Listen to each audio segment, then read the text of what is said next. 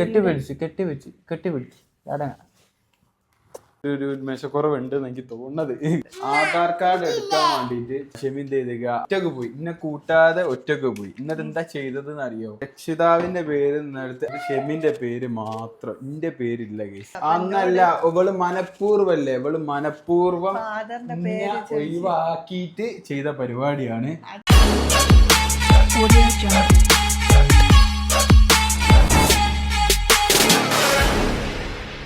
Hi guys, അസ്സലാമു അലൈക്കും, welcome back. എന്തൊക്കെയാണ് വിശേഷം? പിന്നെ ഇന്നിപ്പോൾ എല്ലാ മക്കൾക്കും സ്കൂൾ തുറക്കുന്ന ദിവസമാണല്ലോ. എല്ലാ വീട്ടിലും കീപ്പി ആക്കണ്ടാവും. അല്ല, അന്ന് കീപ്പി ഉണ്ടാവില്ല. സ്റ്റാർട്ടിങ്ങിൽ പുതിയ യൂണിഫോമും പുതിയ ബുക്കും ബാഗൊക്കെ. പിന്നെ കുറച്ച് ദിവസം കഴിയുമ്പോഴാണ് എല്ലാം ഇങ്ങനെ പോലൊടുങ്ങുക. എനിക്കത് അങ്ങനെ ഒരു ഓർമ്മയല്ല കേട്ടോ, നിർവഹിച്ചതൊന്നും.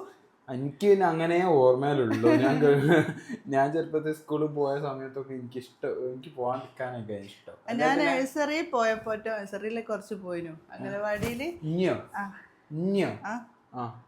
എന്താ അല്ല ചോദിച്ചാ പറഞ്ഞ ഡൗട്ട് ചോദിച്ചാ പറഞ്ഞ. അപ്പൊ റോഡ് സൈഡിലായിരുന്നു. അപ്പൊ കുടുംബക്കാരൊക്കെ ഇങ്ങനെ ആട്ടും ഇങ്ങോട്ടും പോണ കാണാനും. അപ്പൊ ഞാൻ ഓലപ്പുറൊക്കെ പോരാൻ കഴിയായിരുന്നു. അന്ന് അംഗനവാടി ഉണ്ട്. ഞാൻ അങ്ങനെ ചോദിച്ചല്ലോ കേട്ടോ, സാക്ഷരത ഉണ്ട്, അംഗനവാടി ഉണ്ട്, സ്കൂളുണ്ട്, മദ്രസ് ഉണ്ട്, ഒക്കെ ഉണ്ട്. ഇംഗ്ലീഷ് മീഡിയം ഒക്കെ ഉണ്ടാവും. പക്ഷെ നമ്മളൊക്കെ പഠിച്ച മലയാളം മീഡിയം ആയതുകൊണ്ട് അപ്പൊ അങ്ങനെ കാണിട്ടോ. അപ്പൊ ഇന്ന് നമുക്ക് ഐശുവിന്റെ ഫസ്റ്റ് എന്ന് പറയാൻ അവളിപ്പോ 2 വർഷമായല്ലോ പ്ലേ സ്കൂളിൽ പോണ്. ഇനിയിപ്പോ LKG പോവാൻ വേണ്ടിട്ട് ഇതാക്കണ.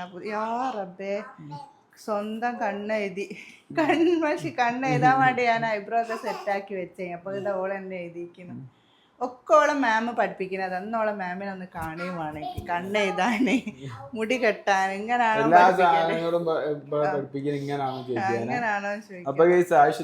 മാറ്റിങ്ങാൻ്റെ കയ്യിലെങ്ങാൻ്റെ നിൽക്കുകയാണ്, അവിടെ ഡാൻസ് കളിക്കുകയാണ്, പോവാനുള്ള ആ ഒരു നിൽക്കുകയാണ്. സന്തോഷമായി.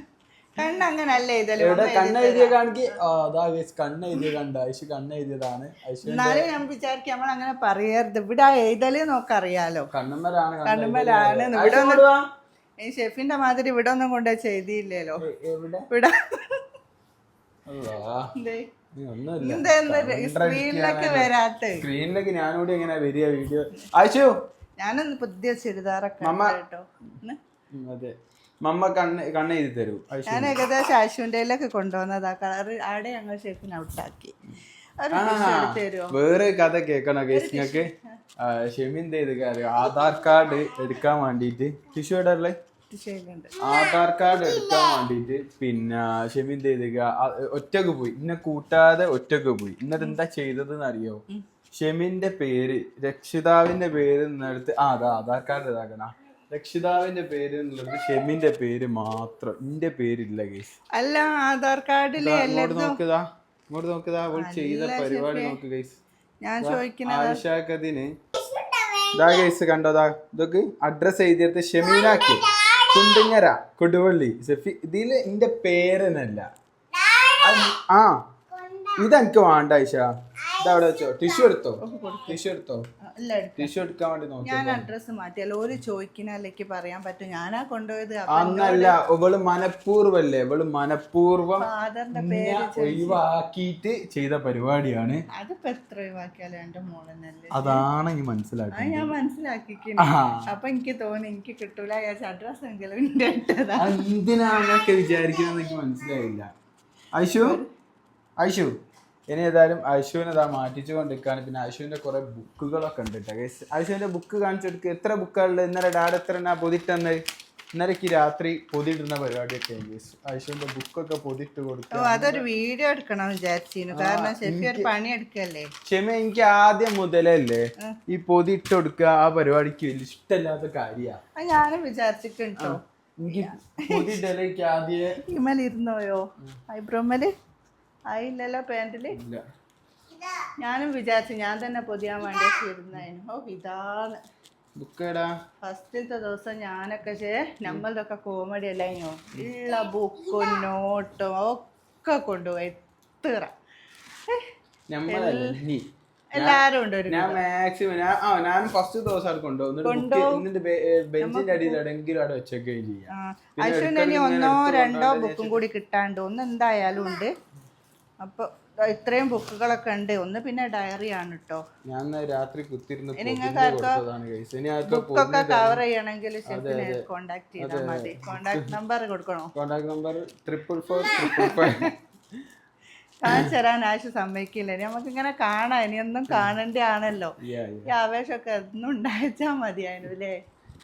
പിന്നെ ഞങ്ങൾ രണ്ടാളും കൂടി പോകണ്ട. ആടെ ഇന്ന് ഡേ കെയറിന്റെ ഒരു പുതിയ സംഭവം കൂടി തുടങ്ങുന്നുണ്ട്. അപ്പൊ അതിന്റെ ഇനാഗ്രേഷന്റെ ഭാഗമായിട്ട് രക്ഷിതാക്കളെയും കൂടി വിളിച്ചിരിക്കണം. എന്റെ ഫോൺ അടിയുണ്ട്. മുടി കെട്ടണ്ടേ? ഇന്ന് ബാഗ് വേണ്ടാന്ന് മാമ പ്രത്യേകം പറഞ്ഞിട്ടുണ്ട്. എന്താ ക്ഷമയായി ആ വാർഡ്രോബ് തുറന്ന അടുക്കണം എനിക്ക് ഓർമ്മയില്ല. ഓ ഞാൻ പഠിക്കൂ പറഞ്ഞില്ലേ മാം. എന്ത് വേണമെന്നാ മാം പറഞ്ഞത്?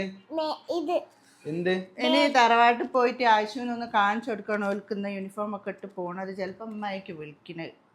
അതിന് വേണ്ടി വിളിക്കുക ആയിക്കും വേളെ കാണാന്. സ്കൂൾ കഴിഞ്ഞിട്ട് കൊണ്ടുപോയി കാണിച്ചു വേണ്ട വേണ്ട പോകുമ്പോ തന്നെ കാണിക്കണം അല്ലേ.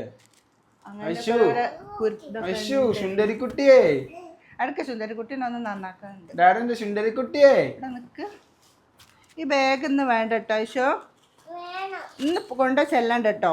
ആയിഷ ആരെ മോളാ? ആയിഷ ആയിഷ കൊണ്ടോയിക്കോട്ടെ എന്റെ മോളാന്ന് പറയാ. ഞാൻ അവളെ ഭാഗത്തൊക്കെ നിൽക്കുക. ആയിഷു ആയിഷു ആരെ മോളാ പറഞ്ഞെടുക്ക്. ആണല്ലോ ഡാഡിന്റെ മോളാ? ആണല്ലോ എന്റെ അല്ലല്ലോ. ഡാഡി ആയിഷ കെട്ടിപ്പിടിച്ച കെക്കല്ലേ? ഞങ്ങൾ രണ്ടാൾ കെട്ടിപ്പിടിച്ചാൽ ഉറങ്ങല് അല്ലേ? അല്ലേ?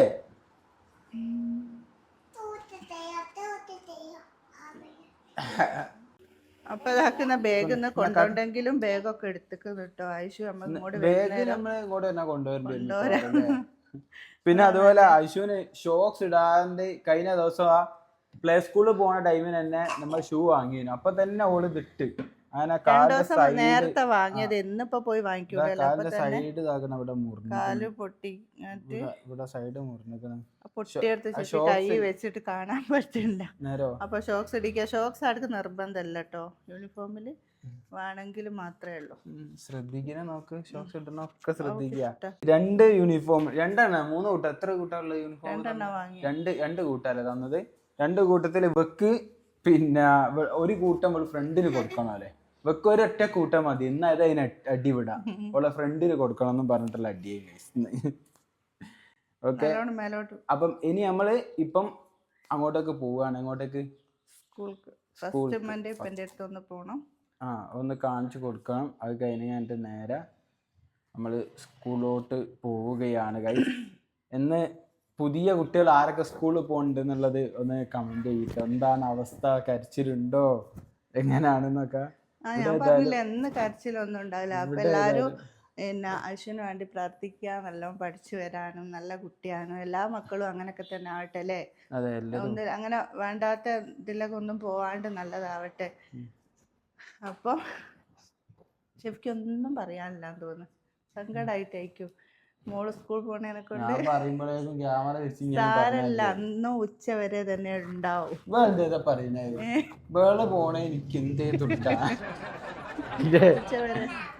വേദന ആവൂല. ഇനി വേദന ആവൂല. ഷോക്സ് ഇട്ടില്ലേ? വേദന ആവൂല.